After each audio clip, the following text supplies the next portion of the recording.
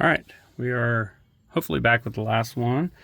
So again, I have the 16 socket on the last bolt, which is right here.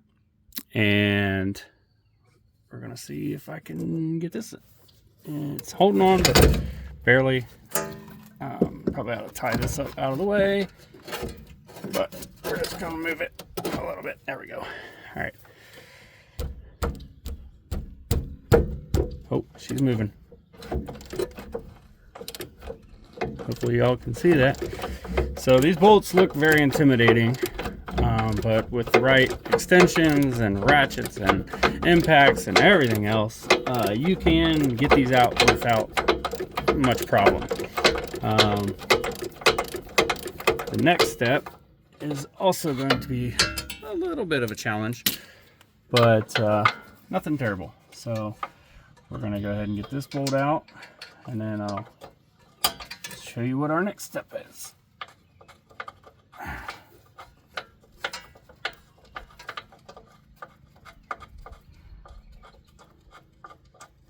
And it does involve getting underneath the vehicle, so just keep that in mind. You will have to crawl under there.